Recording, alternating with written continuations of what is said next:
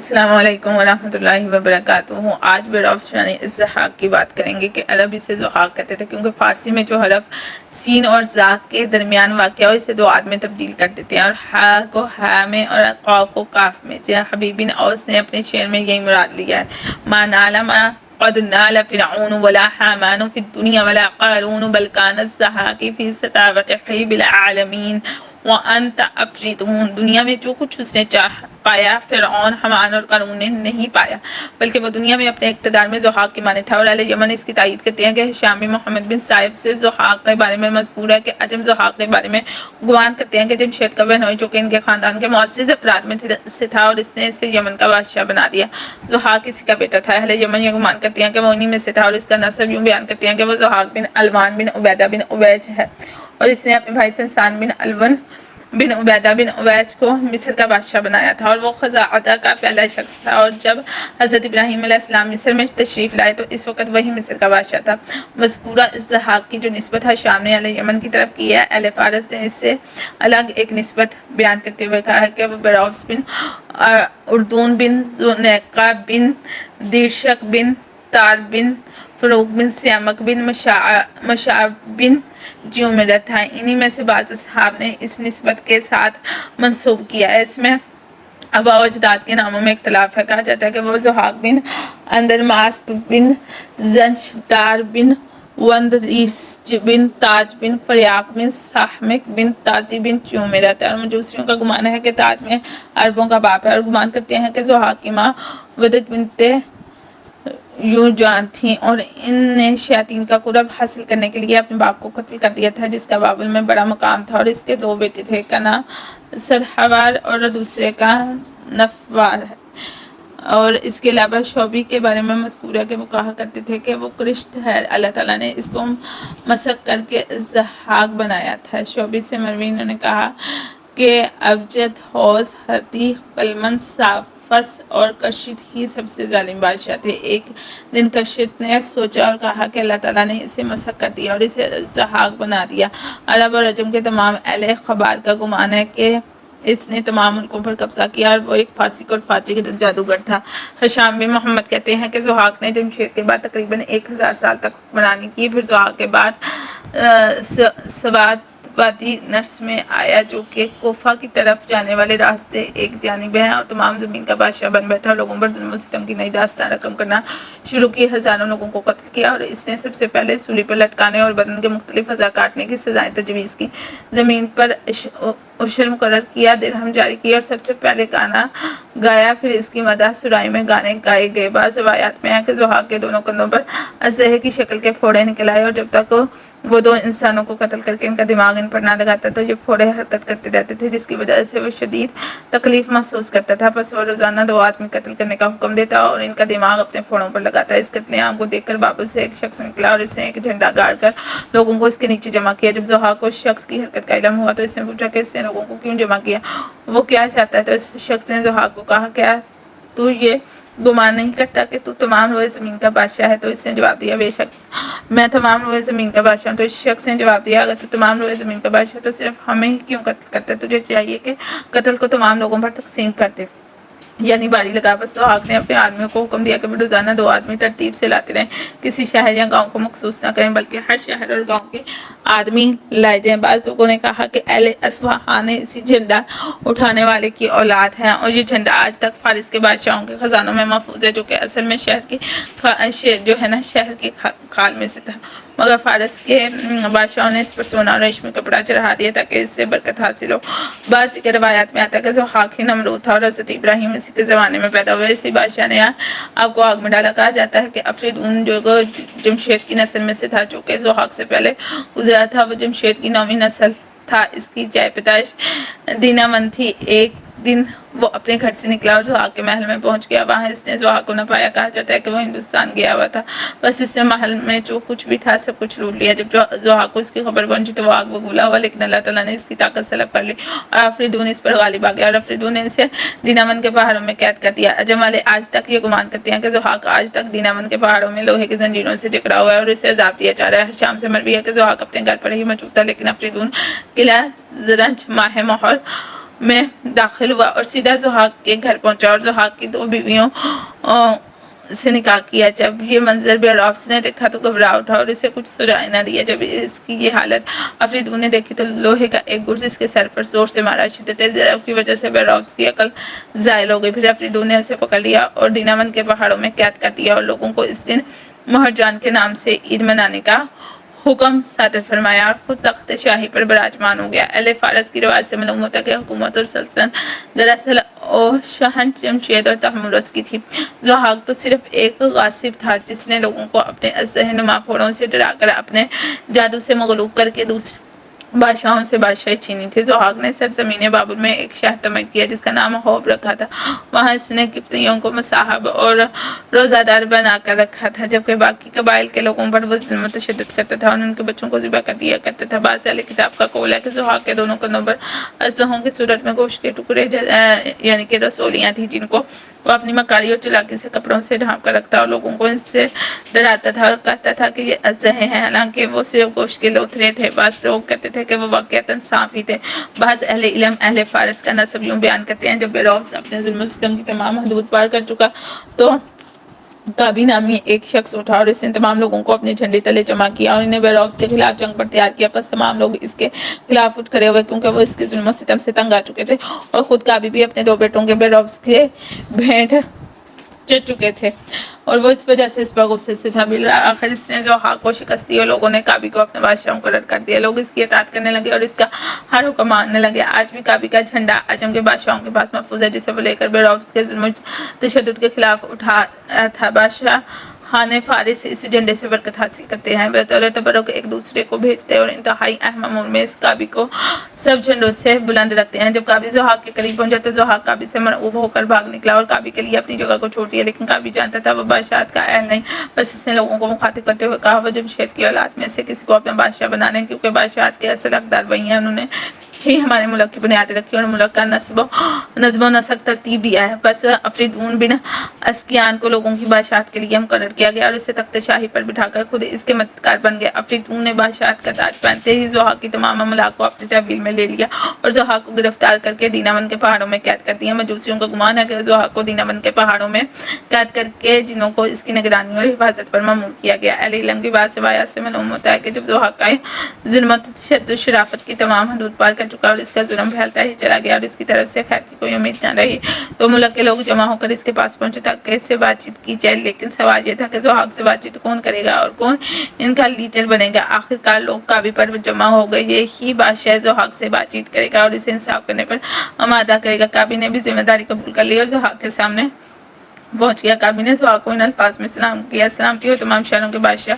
پر یا صرف ایک شہر کے بادشاہ پر؟ زحاق نے جواب دیا: تمام شہروں کے بادشاہ پر۔ کابی نے زحاق سے کہا: اگر آپ تمام شہروں کے بادشاہ میں تو یہ قتل عام اور ظلم و تشدد صرف ہمارے اوپر ہی کیوں؟ آپ اسے تمام لوگوں پر تقسیم کیوں نہیں کرتے؟ اس کے بعد کابی نے وہ تمام مسائل جن میں تخفیف ممکن تھی بادشاہ کے سامنے بیان کر دی۔ یہ باتیں زحاق کے دل پر پوری طرح اتار دیں۔ پس زحاق نے بھی اپنے ظلم و ستم کا اقرار کیا اور آئندہ ان کی مرضی کے مطابق کام کرنے کا وعدہ کیا اور انہیں جانے کا حکم دیا اور لوگ چلے گئے۔ کچھ دن بعد لوگ دوبارہ آئے اور اپنی اپنی حاجتیں بادشاہ کے سامنے پیش کیں تو بادشاہ ان کی تمام حاجتوں کو پورا اس نے کیا اور لوگ دوبارہ اپنے گھروں کو لوٹ گئے۔ اہل علم سے یہ بھی پتہ چلتا ہے کہ زحاق جو ہے ماں بد خصلت متکبر اور جو ہے نا اس کی ماں شر پسند تھی۔ جب اس نے لوگوں کو زحاق سے یوں جرأت سے گفتگو کرتے دیکھا تو وہ غضب سے بکھر گئی اور لوگوں کے چلے جانے کے بعد زحاق کو لعن طعن کرنے لگی اور اس سے بارہ کہ تو نے ان لوگوں کو ہلاک کیوں نہیں کر دیا؟ ان پر یہ جرأت اور بہادری کہاں سے آ گئی؟ مگر زحاق نے اپنی ماں کو سمجھایا کہ وہ لوگ حق بات لے کر میرے پاس آئے تھے۔ پھر اس نے کہا کہ ایک لمحے کو میں نے بھی ان کو طاقت سے دبانا چاہا، لیکن ان کے پہاڑ جیسے حقائق اور عزائم میرے سامنے حائل ہو گئے اور مجھے ان کی حقانیت کا اقرار کرنا پڑا۔ یہاں تک زحاق نے اپنی ماں کو مطمئن کر لیا اور اسے باہر بھیج دیا۔ کچھ دنوں کے بعد زحاق شہر سے باہر گاؤں والوں کے پاس پہنچا اور ان سے کیے ہوئے وعدے پورے کیے۔ اس نے کیے بھلائی کے علاوہ زحاق کی ذات سے کوئی نیکی یا اچھائی منسوب نہیں۔ زحاق یعنی زحاق نے 1000 سال عمر پائی، ان میں سے 600 برس تک اس نے حکومت کی اور باقی عمر بادشاہ کی طرح گزاری، کیونکہ لوگ اس کا حکم اسی طرح مانتے تھے جس طرح دور شاہی میں اس کا حکم چلتا ہے۔ بعض لوگوں نے کہا کہ اس کی حکومت 1000 سال قائم رہی اور اس کی عمر 1100 سال تھی۔ اپنی ڈون نے آ کر اسے تخت سے اتار کر تختہ دار پر چڑھایا تھا۔ علماء فارس کے نزدیک سب سے لمبی عمر پانے والا شخص صرف ضحاک ہے، اور جامر بن یافس بن نوح کی عمر 1000 سال تھی۔ بیروف ضحاک کا ذکر اس جگہ صرف اس لیے میں نے کیا کیونکہ بعض لوگوں کا گمان ہے کہ نوح بیروف کے زمانے میں ہی مبعوث کیے گئے، اور نوح علیہ السلام کو بیروف کی اور اس کی حکومت کا نظم و نسق چلانے والے سرکش لوگوں کو اللہ تعالیٰ کی وحدانیت کی طرف بلانے اور انہیں ایک خدا کی عبادت کرنے کے لیے مبعوث کیا گیا۔ اس سے پہلے ہم اللہ تعالیٰ کے صنعت علیہ السلام کی حالت فرما برداری اور دنیا والوں کی تکالیف پر صبر کرنے کا ذکر کر چکے ہیں۔ یہ بھی ذکر کر چکی ہوں کہ اطاعت اور فرما برداری کرنے والوں کو اللہ تعالیٰ نے طرح طرح کے انعامات سے نوازا، اور سرکشی اور نافرمانی کرنے والوں کو دنیا کے لیے عبرت بنا دیا اور انہیں دردناک عذاب میں مبتلا کر دیا۔ اب ہم نوح علیہ السلام اور ان کی اولاد کا ذکر کرتے ہیں جو کہ اللہ تعالیٰ کے فرمان مطابق آج تک دنیا میں موجود ہیں۔ ٹھیک ہے، نوح علیہ السلام اور ان کی اولاد اور ان کی نسل چھوڑ کر جن لوگوں میں نوح علیہ السلام کو مبعوث کیا گیا ان میں سے اور ان کی نسل میں سے کوئی بھی باقی نہیں بچا۔ حضور صلی اللہ علیہ وسلم نے اللہ تعالیٰ کا یہ فرمان ذکر کیا، وجعلنا ذریتہم الباقین، اور وہ سام، حام اور یافس۔ بن منبع کے سے منقول ہے کہ سام بن نوح اہل عرب، فارس اور روم کا باپ ہے، حام اہل سوڈان کا اور یافس ترکوں اور یاجوج ماجوج کا باپ ہے جو کہ ترکوں کا چچا زادہ بیٹا ہے۔ کہا جاتا ہے کہ یافس کی اہلیہ اربسیسہ بنت مرازیل بن درمسیل بن محویل بن قانون بن قبیل بن آدم تھیں۔ اس سے یافس کے 7 بیٹے اور 1 بیٹی پیدا ہوئی۔ یافس کی اولاد کا جو ذکر ہمیں ملتا ہے وہ یہ ملتا ہے کہ جمر بن یافس ابن اسحاق سے مروی ہے کہ وہ یاجوج ماجوج کا باپ ہے، اور ان کے بیٹے اور بیٹیوں کے نام جو بیٹوں کا نام ہے وہ ہے مراح بن یافس، وائل بن یافس، حوان بن یافس، طبیل بن یافس، حشل بن یافس، ترس بن یافس، اور 1 بیٹی شیکا بنت یافس سے۔ حام بن نوح کی جو بیوی تھی وہ نحلب بنت معرب بن درمسیل بن محویل بن خنوم بن قبیل بن آدم تھی۔ اس سے حام کے 3 بیٹے پیدا ہوئے، کوش بن حام، کوت بن حام، کنعان بن حام، اور حبشہ، ہند اور سندھ کی ولادت جو تھی وہ کوش بن حام بن نوح نے کرنیل بنت طویل بن ترس بن یافس بن نوح سے شادی کی۔ کہا جاتا ہے کہ اس کے بدن سے کوش کے 3 بیٹے حبشہ، سندھ اور ہند نامی پیدا ہوئے۔ کوت بن حام بن نوح نے بخت بن طویل بن ترس بن یافس بن نوح سے شادی کی۔ اس سے کوت کا 1 بیٹا کیت پیدا ہوا۔ کہا جاتا ہے کہ یہ کبت ہے۔ کنعان بن حام بن نوح نے اریتل بن طویل بن ترس بن یافس بن نوح سے شادی کی۔ اس سے کالے رنگ کے بچے پیدا ہوئے جن کے نام توبہ، قلعان، زنج، زغابہ وغیرہ پیدا ہو کر سوڈان میں پھیلے۔ ابن اسحاق سے ایک روایت مروی ہے کہ اہل تورات کا گمان ہے یہ سب کچھ نوح علیہ السلام کی حام کے لیے بد دعا کی وجہ سے ہوا کہ اس کی اولاد کالی پیدا ہوئی۔ اس کا قصہ یوں ہے کہ نوح علیہ السلام ایک مرتبہ سوئے ہوئے تھے، ان کا سطح ظاہر ہو گیا۔ حام نے اسے دیکھا اور بغیر ڈھانپے چلا گیا۔ سام اور یافس نے دیکھا تو ڈانپ لیا۔ نوح علیہ السلام جب نیند سے بیدار ہوئے تو حام، سام اور یافس کا انہیں علم ہوا تو انہوں نے کہا کہ کنعان بن حام معلوم ہے یہ حام کے بھائیوں کے جو ہے نا بھائیوں کے غلام ہوں گے، اور کہا جاتا ہے کہ اللہ تعالیٰ سام میں برکت دے اور حام اپنے دونوں بھائیوں کا غلام ہو، اور اللہ تعالیٰ یافس کا بدلہ لے گا اور وہ حام کے مکانوں میں قیام پذیر ہوگا اور کنعان ان کا غلام ہوگا۔ سام بن نوح کی بیوی سلیب بنت طویل بن محویل بن خنوم بن قبیل بن آدم تھی۔ ان سے ان کی متعدد اولادیں پیدا ہوئیں جیسے ارفخشد بن سام، اشوس بن شام، لاوس بن شام، اویلم بن سام، ایرام بن سام۔ راوی کہتے ہیں مجھے نہیں پتا کہ ایرام بن سام جو ہے ارفخشد وغیرہ کی ماں کا ہی بیٹا تھا یا اس کی ماں کوئی اور تھی۔ ابن عباس سے مروی ہے کہ جب نوح علیہ السلام کے بیٹوں کے لیے 80 کا بازار تنگ پڑ گیا تو وہ بابل کی طرف متوجہ ہوئے اور اس سے تعمیر کیا۔ یہ فرات اور صراط کے درمیان واقع ہے۔ اس کی لمبائی اور چوڑائی 12 فرسخ تھی اور اس کا دروازہ مقام دوران میں سے تھا، اور آپ کوفہ کے پل کو عبور کریں تو یہ بائیں جانب ہے۔ پس ان کی تعداد یہاں بڑھتے بڑھتے 1 لاکھ تک پہنچ گئی اور وہ تمام مسلمان تھے۔ اب دوبارہ ابن اسحاق کی روایت کی طرف ہم لوٹتے ہیں کہ لاوس بن سام بن نوح نے شیکا بنت یافس بن نوح سے شادی کی جس سے فارس، جریان اور دیگر اہل فارس پیدا ہوئے۔ لاوس کے بیٹوں میں فرس کے ساتھ طلسم اور املیک بھی ہیں۔ راوی کو شک ہے کہ یہ فرس کی ماں ہی سے تھے یا کسی اور سے۔ امالیک املیک کی ہی اولاد ہے۔ یہ تمام امتیں مختلف علاقوں میں بٹ گئیں۔ اہل مشرق، اہل عمان، اہل حجاز، اہل شام اور اہل مصر انہی میں سے ہیں۔ ان میں سے کچھ ظالم بھی تھے جنہیں کنانی کہا جاتا تھا، اور مصر کے فراعنہ بھی انہی میں سے تھے۔ انہی میں اہل بحرین اور اہل عمان بھی تھے جنہیں جاسم کہا جاتا تھا۔ مدینہ میں رہنے والے حنوحف اور سعد بن حزان اور بنو مطر اور بنو ازرق بھی انہی میں سے ہیں۔ اہل نجد میں بدیل اور راحل اور غفار اور اہل تیمہ بھی انہی میں سے تھے۔ تیمہ میں سے حجاز کا بادشاہ ارکم بھی تھا۔ یہ لوگ نجد میں رہتے تھے۔ طائف میں رہنے والوں میں بنو عبد بن زخم اور ہی کے ابس سے اول تھے۔ وہاں ان کی تعداد میں اچھا خاصا اضافہ ہوا۔ پھر ان میں کوئی گناہ سرزد ہونے کی وجہ سے اللہ تعالیٰ کا عذاب آیا، اور بہت تھوڑے سے لوگوں کے علاقے جو ہے نا، ان کے علاوہ باقی تمام ہلاک ہو گئے۔ باقی بچنے والے کو سنعاس کہا جاتا ہے۔ تسم بن لاوس یمامہ اور اس کے اطراف میں رہتے تھے۔ وہاں ان کی تعداد بڑھتی بڑھتی بحرین تک پہنچ گئی۔ تسم، امالیک، امیم اور جاسم یہ سب عرب تھے۔ ان کی جبلی فطری زبان عربی تھی، اور فارس کے مشرق میں بھی رہنے والے فارسی بولتے تھے۔ ارم بن سام بن نوح کے بیٹے اوس بن ارم، غائر بن ارم اور حویل بن ارم تھے۔ اوس بن ارم کے بیٹے غائر بن اوس اور عاد بن اوس اور ابیل بن اوس تھے۔ آصر بن ارم کے بیٹے سمود بن غاصر اور جدلیس بن غاصر تھے۔ یہ سب عرب تھے، اور یہ مصری زبان بولتے تھے۔ عرب ان لوگوں کو عرب عاربہ کہتے ہیں کیونکہ یہ ان کی فطری زبان تھی، اور اسماعیل علیہ السلام بن ابراہیم کو عرب مستعربہ کہتے ہیں کیونکہ انہوں نے ان امتوں کی یہ زبان ان لوگوں کے درمیان رہنے کی وجہ سے بولنا شروع کی۔ بس ثابت ہوا کہ عاد، سمود، امالیک، امیم، جاسم، جدلس اور تسم کی اصلی عرب تھے۔ عاد اسی ریت سے لے کر حضرموت اور پورے یمن میں رہتے تھے، اور سمود اور حجاز اور شام کے درمیان حجاز سے لے کر وادی قرا اور اس کے اطراف میں رہتے تھے۔ جدلس تسم کے ساتھ جو ہے نا ہولی، اور وہ ان کے ساتھ یمامہ اور اس کے اطراف بحرین کے علاقے میں رہائش اختیار کی۔ اس دور میں یمامہ کا نام جو ہوتا تھا جہاں سے وہ عمان میں رہتے تھے۔ ابن اسحاق کے علاوہ کسی اور سے منقول ہے کہ نوح علیہ السلام نے اپنے بیٹے سام کے لیے دعا کی کہ اس کی نسل سے انبیاء اور رسولوں، اور یافس کے لیے دعا کی کہ اس کی نسل سے بادشاہ ہوں۔ انہوں نے دعا میں یافس کو سام پر فوقیت دی، یعنی اس کا ذکر پہلے کیا، اور حام کے لیے بدعا کی اس کی نسل کا رنگ تبدیل ہو جائے اور اس کی نسل سام اور یافس کی نسل کے غلام ہو۔ بعض کتب میں آتا ہے کہ بعد میں نوح علیہ السلام کا دل حام کے معاملے میں نرم پڑ گیا، اور انہوں نے اس کے لیے دعا کی اس کے بھائی اس پر رحم کریں، اور پھر اپنے پوتے کوش بن حام اور جامر بن یافس بن نوح کے لیے دعا کی، اور یہ سب کچھ اس لیے ہوا کہ ان کے پوتوں میں سے ان کے پاس آئے اور ان کی اس انداز سے خدمت کی جس طرح کوئی حقیقی بیٹا باپ کی خدمت کرتا ہے۔ اس لیے انہوں نے پوتوں کے لیے دعائے خیر کی۔ سام کے 6 بیٹے تھے جن کے نام بالترتیب آبر، علیم، اشوس، لاوز اور ارم تھے۔ یہ سب مکہ مکرمہ میں رہتے تھے۔ ارفخشد کی جو نسل سے انبیاء اور رسول اور دوسرے جو مختلف عظیم لوگوں تمام اہل عرب اور مصر کے فراعنہ پیدا ہوئے۔ یافس بن ان کی نسل سے ترکوں سمیت عجم کے تمام بادشاہ تھے، اور فارس میں ان کا آخری بادشاہ یزگرد بن شہریار بن پرویز تھا، اور ان کا نسب جمرت بن یافس بن نوح پر ختم ہوتا ہے۔ کہا جاتا ہے کہ لاوز بن سام بن نوح اور اس کے دوسرے بھائیوں میں سے ایک قوم جامر کی طرف گئی۔ جامر نے ان پر انعام و اکرام کیا اور ان کو اپنے ملک میں جگہ دی۔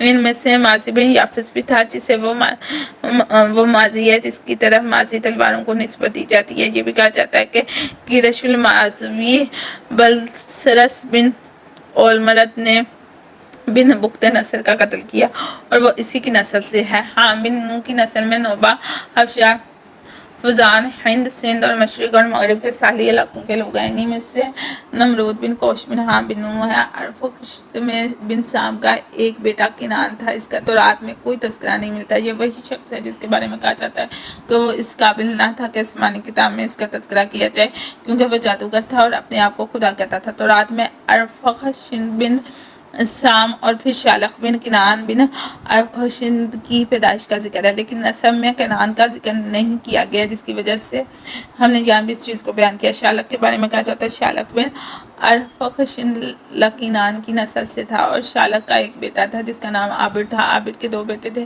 ایک کا نام فالخ تھا جس کے معنی عربی میں تقسیم کرنے والے ہیں، اور یہ نام اس لیے دیا گیا کہ اس زمانے میں زمین تقسیم ہو گئی تھی اور زبانیں خلط ملط ہو گئی تھی۔ اور عابر کے دوسرے بیٹے کا نام کہتان تھا۔ کہتان کے 2 بیٹے بارب اور یقتان تھے، اور دونوں یمن میں آئے۔ کہتان وہ پہلا شخص ہے جو یمن کا بادشاہ بنا، ٹھیک ہے، اور اس کو عبید ان کا خطاب دیا گیا، جیسا کہ بادشاہوں کو کہا جاتا ہے۔ فالق بن عابد کا ایک بیٹا ارغوا تھا، ارغوا کا ایک بیٹا ساروق نامی تھا، اور ساروق کا ناہور نامی ایک بیٹا تھا، اور اسی ناہورہ کا بیٹا تارخ تھا، جس کو عربی میں آصر کہتے ہیں۔ تارخ کے ہاں ایک بیٹا پیدا ہوا جس کا نام ابراہیم تھا، ارفخشد کے ہاں بھی ایک بیٹا پیدا ہوا جس کا نام نمرود تھا، اور وہ ہجر کے کسی کنارے پر رہتا تھا۔ لاوس بن سام کے بیٹوں میں سے تسم اور جدپس یمامہ میں رہتے تھے، اور املیک بن لاوس حرم اور اطراف مکہ میں سکونت پذیر تھے، اور ان کے بعد سر کے شام کی طرف چلے گئے۔ انہی میں سے امالیک ہیں، مصر کے فراعنہ بھی امالیک ہیں، اور لاوس بن سام کے بیٹوں میں امیم بن لاوس بن سام بھی تھے، اور اس کے بہت سے لڑکے تھے، اور ان میں سے بعض مشرق میں جامر بن یافس کے ساتھ چلے گئے۔ ارم بن سام کے ہاں ایک لڑکا اوس بن ارم پیدا ہوا، اور وہ احقاف میں رہتا تھا۔ اوس کا ایک بیٹا عاد نامی بھی تھا۔ حام بن نوح کے 4 بیٹے کوش، مصرعیم، پوت اور کنعان نامی تھے۔ بابل کا ظالم نمرود کوش ہی کی نسل سے تھا، اور اس کا نام نمرود بن کوش بن حام تھا، اور اس کے باقی بیٹے مشرق اور مغرب کے سالی علاقوں اور نوبہ، حبشہ اور فزان میں رہتے تھے۔ کہا جاتا ہے کہ قبط اور بربر مصرعیم کی اولاد ہیں۔ کوت سندھ اور ہند کی طرف آیا اور یہاں رہنے لگا۔ یافس بن نوح کے بیٹے جامر، موعج، موادی، بواں، سبال، جو ہے ماشچ، تیرش تھے۔ فارس کے بادشاہ جامر کی اولاد میں سے تھے، اور تیرش کی اولاد میں سے ترک اور خزر ہیں، اور ماشچ کی اولاد سے اشبان ہیں، اور موعج کی اولاد میں سے یاجوج ماجوج ہیں، جو کہ ترک اور خزر کے مشرقی جانب ہیں، اور جو ان کی اولاد سے سکالبہ، برجان اور اشبان ہے۔ پہلے یہ سب روم کے علاقے میں رہتے تھے، یہاں تک کہ اس کی اولاد میں ایک واقعہ ہوا جن کے بعد تینوں حام، سام اور یافس نے الگ الگ علاقوں میں رہائش اختیار کی، اور اپنے علاوہ دوسروں کو وہاں سے نکال دیا۔ اپنے عباس سے مروی ہے کہ اللہ تعالیٰ نے موسیٰ علیہ السلام کی طرف وحی بھیجی سے موسیٰ علیہ السلام کی تو کہا کہ تم اور تیری قوم اور اہل جزیرہ اور اہل آل سام بن نوح کی اولاد میں سے ہو۔ ہشام بن محمد اپنے والد سے نقل کرتے ہیں کہ اہل سندھ اور ہند توقیر بن یقطن بن عبر بن شالق بن ارفشن بن سام بن نوح کے بیٹے کی اولاد میں سے ہیں۔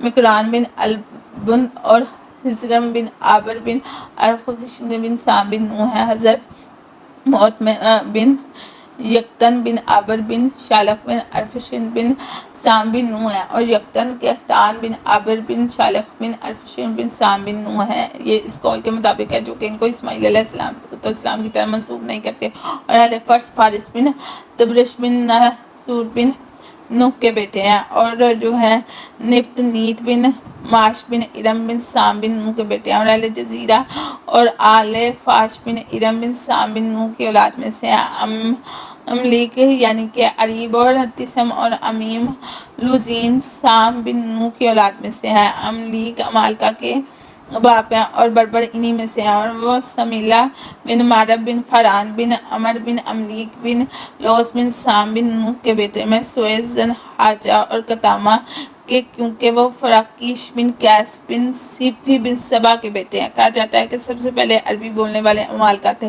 جب وہ لوگ بابل سے کوچ کر رہے تھے تو اس وقت املیک اور جرہم کو عرب کہا جاتا تھا۔ سمود اور جدیس عابر بن ارم بن سام بن نوح کے بیٹے ہیں، اور عاد اور ابیال اوس بن ارم بن سام بن نوح کے بیٹے ہیں۔ اہل روم بنو لنتی بن یونان بن یافس بن نوح کے بیٹے ہیں۔ نمرود کوش بن کنعان بن حام بن نوح کا بیٹا تھا، یہ بابل کا بادشاہ تھا، اور ابراہیم علیہ السلام کے زمانہ میں بابل پر اسی کی حکومت تھی۔ قوم عاد کو اسی زمانے میں عاد اور ارم کہا جاتا ہے۔ جب وہ لوگ ہلاک ہو گئے تو سمود کو ارم کہا جانے لگا، جب سمود بھی ہلاک ہو گئے تو تمام بنی ارم کو ارمان کہا جانے لگا۔ یہی لوگ نبطی ہیں، یہ لوگ تمام بابل میں رہتے تھے اور سب مسلمان تھے، یہاں تک کہ نمرود بن کوش بن کنعان بن حام بن نوح بابل کا بادشاہ بنا، اور اس نے ان لوگوں کو بت پرستی کی دعوت دی، اور یہ لوگ اس کی بات مان گئے اور بت پرستی کرنے لگے۔ یہ لوگ سریانی زبان بولتے تھے۔ اس کے بعد ایسا ہوا کہ اللہ تعالیٰ نے ان کی زبانوں کو مخلوط کر دیا، یہاں تک کہ وہ ایک دوسرے کی بات بھی نہ سمجھ پائے، کیونکہ بنو سام اور حام کی 18 لغت تھیں، اور بنو یافس کی 36 بولیاں تھیں۔ اس وقت اللہ تعالیٰ نے عاد، ابیل، سمود، جدیس، تسمیم اور بنو یقطن بن عبر بن شالق بن ارفشن بن سام بن نوح کو عربی سکھا دی، اور جس شخص نے بابل میں ان کا نکاح علیویہ سے کرایا وہ بونازر بن نوح تھا۔ ابن عباس رضی اللہ تعالیٰ عنہما سے روایت ہے کہ نوح علیہ السلام نے بنو قبیل کی ایک عورت سے شادی کی، جس سے ایک بچہ پیدا ہوا جس کا نام زر رکھا گیا۔ اس کی نسل مشرق کے ایک معلوم شہر میں ہے۔ بنو سام محل میں زمین کے درمیانی علاقے میں آئے اور یہ سمندر میں ساتیدیا اور یمن سے شام تک کا درمیانی علاقہ تھا۔ اللہ تعالیٰ نے ان کو نبوت کی تعب، خوبصورتی، ستاری اور سفید چمڑی کی نعمت عطا کی۔ بنو حام جنوب اور مغربی ہواؤں کے علاقے میں آئے۔ اس علاقے کو دارون کہا جاتا ہے۔ اللہ تعالیٰ نے اس میں سفیدی، سفید چمڑی اور سرداری کم رکھی۔ اللہ تعالیٰ نے ان کے شہروں اور آسمان کو آباد کیا اور اس علاقے سے تعاون کو ختم کر دیا۔ ان کی زمین میں جاؤ کے درخت، پیلو، شلغاریں اور کھجوروں کے درخت پیدا کیے اور چاند اور سورج ان کے آسمان میں چلنے لگے۔ بنو یافس سغون میں جو کہ شمال میں صبح کی ہواؤں کے راستے میں واقع تھے، ان میں بالعموم سرخ اور زرد رنگ تھا۔ اللہ تعالیٰ نے ان کی زمین کو سیاہ کر دیا تو وہاں شدید سردی پڑنے لگی اور ان کے آسمان کو بھی سیاہ کر دیا تو ان کے اوپر 7 چلنے والے ستاروں میں کوئی بھی نہ گزرتا تھا۔ یہ لوگ طاعون میں مبتلا ہوئے، پھر ساحل کی طرف آئے اور مغیث کی وادی میں ہلاک ہوئے۔ پھر شہر میں ان کو کمر کا ایک مرس لاحق ہوا۔ عبیر یثرب میں رہتے تھے اور عمالیق صنعا میں۔ اس وقت تک صنعا کا نام صنعا نہیں تھا۔ پھر عمالیق میں سے بعض لوگ یثرب کی طرف گئے اور وہاں سے عبیر کو نکال دیا اور جو ہے جحفہ میں رہنے والے پھر ایک مرتبہ سیلاب آیا اور ان سب کو بہا کر لے گیا۔ اسی وجہ سے ان کا نام جو ہے جحفہ رکھا گیا۔ سمود ہجر اور اس کے اطراف میں رہتے تھے اور وہیں ہلاک ہوئے۔ تسم اور جدیس شمامہ میں رہتے تھے، وہ بھی وہیں ہلاک ہوئے۔ اور امیم ابار کے علاقے میں رہتے تھے اور وہیں ہلاک ہوئے۔ اور یہ علاقہ یمن اور شہر کی درمیان واقع ہوا۔ اس جگہ جنوں کا غلبہ ہو گیا، اس لیے آج کل وہاں کوئی نہیں پہنچ سکتا۔ اس علاقے کو عبارہ بن امیم کی نسبت سے عبار کہتے ہیں۔ بنو یقطن بن عابر یمن میں رہتے تھے، وہ کیونکہ اس سے نیک پھال لیتے تھے اس لیے اسے یمن کہا جاتا ہے۔ اور بنی کنعان میں سے ایک قوم شام میں آئی اور چونکہ یہ لوگ اس سے بدسلوکی لیتے تھے، بدشگونی لیتے تھے، اس لیے اسے شام کہا جاتا تھا۔ شام کو اس زمانے میں بھی بنی کنعان کی زمین میں جو ہے نا کہا جاتا تھا۔ پھر بنی اسرائیل آئے اور بنو کنعان کو قتل کر کے وہاں خود رہنے لگے۔ پھر اہل روم نے بنی اسرائیل پر چڑھائی کر دی، ان سے قتال کیا اور چند لوگوں کے سوا باقی تمام کو عراق بھیج دیا۔ آخرکار عربوں نے شام پر غلبہ پا لیا۔ فالق بن عابر بن ارفخشد بن سام بن نوح نے نوح علیہ السلام کے بیٹوں کے درمیان زمین کو تقسیم کیا، جس سے ان کا نام فالق تقسیم کرنے والا پڑ گیا۔ رسول صلی اللہ علیہ وسلم اور پرانے بزرگوں کی طرح منسوب بعض باتوں نے انسانوں کے مختلف نسبی سلسلوں کا پتہ چلتا ہے۔ حضرت سمرہ سے مروی ہے کہ آپ صلی اللہ علیہ وسلم نے فرمایا، سام عرب کا باپ ہے اور یافس اہل روم کا اور حام اہل حبشہ کا باپ ہے۔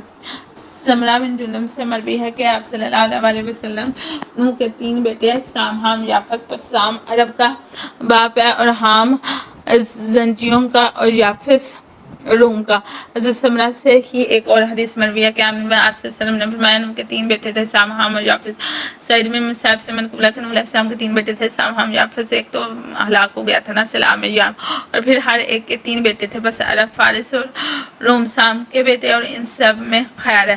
ترک، کالبتا اور یاجوج ماجوج یا سب کے بیٹے ہیں اور ان میں سے کسی ایک میں بھی خیر نہیں۔ قبط، سوڈان اور بربر حام کی اولاد میں سے۔ ابن عطا اپنے والد سے نقل کرتے ہیں کہ حام کی اولاد کا رنگ کالا اور بال گنگریالے اور یافس کی اولاد کے سر بڑے اور آنکھیں چھوٹی تھی اور سام کی اولاد چہرے اور بال دونوں خوبصورت ہیں۔ نوح علیہ السلام نے حام کے لیے بددعا کی، اس کی اولاد کے بال کالے کانوں سے آگے نہ بڑھیں۔ پس جب یہ لوگ سام کی اولاد سے ملتے تو لوگ انہیں وہاں سے دور کر دیتے۔ اہل تورات کا گمان ہے کہ نوح علیہ السلام کی 500 برس عمر گزرنے کے بعد سام پیدا ہوا۔ پھر سام کی عمر کے 102 سال گزرنے کے بعد ان کا بیٹا ارفخشد پیدا ہوا۔ ایک خیال کے مطابق سام کی کل عمر 106 سال تھی۔ پھر ارفخشد کے ہاں 35 سال کی عمر میں کینان پیدا ہوا اور ارفخشد کی کل عمر 448 سال تھی۔ پھر کینان کے ہاں 39 سال کی عمر میں شالق پیدا ہوا اور کینان کی کل عمر کا کہیں بھی ذکر نہیں۔ پھر شالق کے ہاں 30 برس کی عمر میں عابر پیدا ہوا اور شالق کی کل عمر 435 سال تھی۔ پھر عابر کے ہاں فالق اور کیتان پیدا ہوئے۔ فالق طوفان نوح کے 140 سال بعد پیدا ہوا۔ طوفان نوح کے زمانہ کریم میں گزرنے کے باوجود جب لوگوں کی آبادی بڑھ گئی تو انہوں نے ایک مضبوط شہر بنانے کا خیال کیا جہاں اکٹھے مل کر رہیں یا ایک اونچا قلعہ بنائیں تاکہ اگر طوفان دوبارہ آ جائے تو اس پر چڑھ کر بچا جا سکے۔ بس اللہ تعالیٰ نے چاہا کہ ان کے کام کو مشکل کرتے اور ان کے گمان کے خلاف کر کے ان کو بتا دے کہ قوت و طاقت صرف اللہ تعالیٰ ہی کے لیے۔ پھر اللہ تعالیٰ نے ان کی جماعت کو بکھیر دیا اور ان کی جمعیت کو توڑ ڈالا۔ عابر کی عمر 476 برس سے فالق کے ہاں 30 برس کی عمر میں ارغوا پیدا ہوئے۔ فالق کی کل عمر 239 سال تھی۔ پھر ارغوا کے ہاں جو ہے 32 سال کی عمر میں سروق پیدا ہوا۔ ارغوا کی کل عمر بھی 239 برس تھی۔ پھر سروق کے ہاں 23 برس کی عمر میں ناحور پیدا ہوا۔ سروق کی کل عمر 230 سال تھی۔ پھر ناحور کا بیٹا تاریخ پیدا ہوا۔ یہ نام اس کے والد نے رکھا، لیکن بعد میں جب نمرود کے بتوں کا نگران بنا دیا گیا تو ابراہیم علیہ السلام کے والد کا نام آزر پڑ گیا۔ کہا جاتا ہے کہ ابراہیم علیہ السلام کے والد کا نام آزر نہیں تھا بلکہ آزر تو ایک بت کا نام تھا۔ یہ مجاہد کا قول ہے۔ یہ بھی کہا جاتا ہے کہ اس میں کوئی عیب تھا جس کی وجہ سے نام آزر پڑ گیا، جس کے معنی ٹیڑھا ہے۔ آزر کی پیدائش کے وقت ناحور کی عمر 27 برس تھی اور ناحور کی کل عمر 248 سال ہے۔ اور تارک کے ہاں ابراہیم پیدا ہوا۔ طوفان نوح اور ابراہیم علیہ السلام کی پیدائش میں 1079 برس کا فرق ہے، جبکہ بعض اہل کتاب کا کہنا ہے کہ طوفان نوح اور ابراہیم علیہ السلام کی پیدائش کے درمیان 1263 سال کا فرق ہے، اور آدم علیہ السلام کی تخلیق کے 3335 سال بعد واقع ہوا۔ قحطان بھی عابر کے ہاں یارب پیدا ہوا، اور یارب کا ایک بیٹا یشجب، اور یشجب کے ہاں سبا، سبا کے ہاں حمیر بن سبا، کہلان بن سبا، عمر بن سبا، انمار بن سبا، عمر بن سبا، عامر بن سبا پیدا ہوئے، اور پھر عمر بن سبا کے ہاں عدی بن عمر، اور عدی کے ہاں تم بن عدی اور جزام بن عدی پیدا ہوئے۔ اہل فرس کے بعض ماہر انصاب کا کہنا ہے کہ نوح علیہ السلام ہی افریدون تھے جنہوں نے اسحاق پر غلبہ پا لیا اور اس سے اس کا ملک چھین لیا، اور بعض کا کہنا ہے افریدون ابراہیم کے زمانے کا ذوالفرنان تھا، اور بعض سلیمان بن داؤد کو افریدون کہتے ہیں۔ یہاں اس بات کا ذکر کرنے سے مقصد یہ ہے کہ افریدون نوح علیہ السلام ہی تھے، کیونکہ اس کا مقصد اکثر معاملات میں نوح علیہ السلام کے سے مشابہ تھا۔ مثلا 3 بیٹے، عدل و انصاف، 6 اخلاق، ضحاک کے اس کے ہاتھوں ہلاک ہونے میں بھی ایک قول یہ بھی ملتا ہے کہ نوح علیہ السلام کو ضحاک کی قوم کی طرف بھیجا گیا، پھر ضحاک نوح علیہ السلام کے ہاتھوں ہلاک ہوا۔ البتہ اہل فارس نے جو اس کی نسبت بتائی ہے وہ پہلے بھی ڈسکس ہوئی ہے۔ افریدون بادشاہ جمشید کی اولاد میں سے تھا جس کو ضحاک نے قتل کیا، اور اس میں اور جمشید بادشاہ میں 10 پشتوں کا فاصلہ ہے۔ شام بن محمد سے مروی ہے کہ ہمیں پتہ چلا کہ افریدون جمشید کی اولاد میں سے تھا جو کہ ضحاک سے پہلے گزرا، اور یہ بھی گمان کرتی ہیں کہ وہ اس کے بیٹوں میں سے 9واں تھا۔ اس کی جائے پیدائش دینامند ہے، اور وہ وہاں سے نکل کر ضحاک کے علاقے میں آیا اور اسے پکڑ کر باندھ دیا، اور پھر 2 سال تک حکومت کے ظلم کا خاتمہ کیا، اور لوگوں کو اللہ تعالیٰ کی عبادت کی طرف بلایا اور احسان کرنے کا حکم دیا۔ اور ضحاک نے جن لوگوں کی زمینیں غصب کر رکھی تھیں اور جن زمینوں کا کوئی مالک نہ تھا، انہیں عوام الناس اور غریبوں میں بانٹ دیا۔ کہا جاتا ہے کہ یہ پہلا شخص ہے جس کو ثوابی کا لقب دیا گیا، اور یہی پہلا شخص ہے جس نے علم طب اور نجوم میں غور و فکر شروع کیا۔ افریدون کے 3 بیٹے تھے۔ سب سے بڑے کا نام سلم، دوسرے کا نام توج، اور تیسرے کا نام ایرج تھا۔ افریدون کو خدشہ ہوا کہ کہیں وہ آپس میں تفرقہ ڈال کر ایک دوسرے پر ظلم نہ کرنے لگے، لہذا اس نے ملک کو ان تینوں میں تقسیم کر دیا۔ اس لیے اس نے لاٹری سسٹم اپنایا، اور جو حصہ جس کی قسمت میں آ گیا اسے مل گیا۔ اس طرح روم اور مغرب کے علاقہ جات سلم کے حصے میں آئے، ترک اور چین توج کے حصے میں، اور عراق اور ہند ایرج کے حصے میں آئے، لہذا اس نے تاج و تخت ایرج کے حوالے کیا۔ افریدون کے فوت ہونے کے بعد ایرج کے دونوں بھائیوں نے اس پر حملہ کر کے اس کو قتل کر دیا، پھر دونوں نے مل کر 300 سال تک حکومت کی۔ اہل فارس کا گمان ہے کہ افریدون کے 10 باپ تھے اور ہر ایک کو اسفیان ہی کہا جاتا تھا، اور یہ انہوں نے اپنی اولاد کے بارے میں ضحاک سے ڈرتے ہوئے کہا تھا کہ ان میں سے ضحاک کے ملک پر حملہ کر کے اس نے جمشید بادشاہ کے خون کا بدلہ لیا۔ وہ مخصوص القاب کے ذریعے پہچانے جاتے تھے، جیسا کہ ایک کو سرخ گایوں والا اسفیان، اور ایک کو سفید اور سیاہ داغ والی گایوں والا اسفیان، اور ایک کو مٹی رنگ کی گایوں والا اسفیان۔ ان کے نام اس طرح تھے: افریدون بن اسفیان بکاؤ یعنی زیادہ گایوں والا، افریدون بن اسفیان سیر گاؤ بڑی اور موٹی گایوں والا، افریدون بن اسفیان بورد گاؤ یعنی وحشی گدھوں کے رنگ کی گاؤں والا، افریدون بن اسفیان اخشین گاؤ جیسے پیلے رنگ کی گایوں والا، افریدون بن اسفیان اسبز گاؤ یعنی کہ سفید گایوں والا، افریدون بن اسفیان کرکاؤ یعنی مٹیالے رنگ کی گاؤں والا۔ افریدون وہ پہلا شخص ہے جس کو ککیا کا لقب دیا گیا، جس کے معنی پاکی کے ہیں، جیسے کہا جاتا ہے نا روحانی، اور اس سے مراد لی جاتی ہے کہ اس کا کام بہت مخلصانہ اور پاک ہے جو کہ روح سے تعلق رکھتا ہے۔ کہا جاتا ہے کہ ککیا کے معنی آمدنی طلب کرنے والے کے ہیں۔ یہ بھی گمان کیا جاتا ہے کہ ککیا کے معنی خوبصورتی کے ہیں، کیونکہ جب اس نے ضحاک کو قتل کیا تو اس پر حسن اور خوبصورتی چھا گئی۔ اہل فرس اہل عجم سے نقل کرتے ہیں کہ وہ بہت بھاری بھرکم خوبصورت چہرے والا اور تجربہ کار شخص تھا، اور وہ عام طور پر لوہے کے سلاخ سے قتال کرتا تھا جس کا سر بیل کی افسر کی طرح تھا۔ اس کے بیٹے ایرج کا ملک یعنی عراق اور اس کے اطراف اور اس کی زندگی میں افریدون کی حکومت میں شامل تھا۔ اس نے تمام ملکوں پر قبضہ کیا اور مختلف علاقوں میں نقل مکانی کرتا۔ وہ جس دن بادشاہ بنا تھا تو اس نے تخت پر بیٹھ کر کہا تھا کہ ہم اللہ تعالیٰ کی مدد اور تائید سے جو حق پر غالب آنے والے ہیں، ہم شیاطین اور اس کی فوج کو ذلیل و خوار کر دیں گے۔ پھر لوگوں کو انصاف کرنے اور سیدھے راستے پر چلنے اور بھلائی کا معاملہ کرنے کی تلقین کی اور انہیں شکریہ ادا کرنے پر ابھارا اور 7 کوہیارین ترتیب دیے۔ اسی طرح کے پہاڑوں کو 7 حصوں میں تقسیم کیا اور ان پر دینامند اور دوسرے علاقوں کے نقشے بنائے جو کہ اس کی بادشاہ ہے کو ظاہر کرتے ہیں۔ افریدون جب زحاق پر غالب آ گیا تو زحاق نے کہا تمہیں تمہارے دادا کی قسم مجھے قتل مت کرو، تو افریدون نے اس کی بات کا انکار کرتے ہوئے کہا کہ تو نے جب حکومت پائی تو تیری ہمت بلند ہو گئی اور تو اپنے آپ کو بڑا سمجھنے لگا اور اس میں لالچ کرنے لگا، اور اسے بتایا کہ اس کا دادا اس بات کا زیادہ حقدار اس کی طرح کوئی اس کے خاندان میں قیادت کرنے والا ہو، اور اس کو بتایا کہ وہ اسے ایک بیل کے ذریعے قتل کرے گا جو کہ اس کے دادا کے گھر میں ہے۔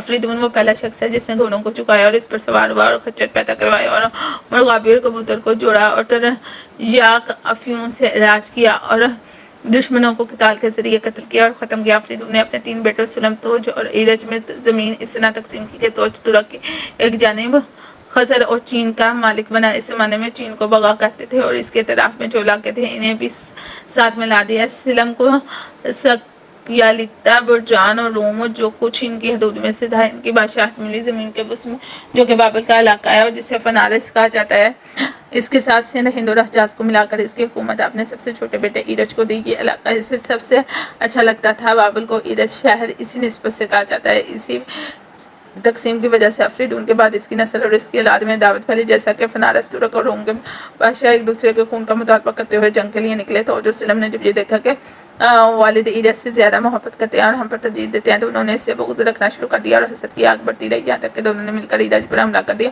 توج نے اس کی طرف رسی کا پھندا پھینکا اور اس کا گلا گھونٹ دیا۔ ترکوں میں پھندے کا استعمال اسی وجہ سے ہے۔ ایرج کے 2 بیٹے تھے، ایک کا نام وفدان تھا اور دوسرے کا نام استوبہ تھا، اور ایک بیٹی تھی جس کا نام ہوزک تھا اور اسے خوشک بھی کہا جاتا تھا۔ سلم اور توج نے ایرج کے ساتھ دونوں بیٹوں کو بھی قتل کر دیا اور صرف ایک بیٹی باقی بچی۔ افریدون جس دن زحاق پر غالب آیا وہ محرمہ کا روز مہر تھا۔ لوگوں نے زحاق کے فتنے کے ختم ہو جانے کی وجہ سے اس دن عید منانا شروع کر دی اور اس دن کا نام مہر جان رکھا گیا۔ افریدون ایک جبار اور عادل بادشاہ تھا۔ اس کا قد 9 حصوں کے برابر لمبا اور نیزہ بھی ایسا کہ جس کے 3 حصے ہوں، اور اس کی جسم کی چوڑائی 3 نیزے تھی اور اس کے سینے کی چوڑائی 4 نیزے تھی، اور وہ اہل سوڈان کے باقی ماندہ اہل نمرود اور نبت کی پیروی کرتا تھا۔ پھر اس نے اس پر حملہ کر دیا اور اس نے اس کے ساروں نشانات تک کو مٹا ڈالا۔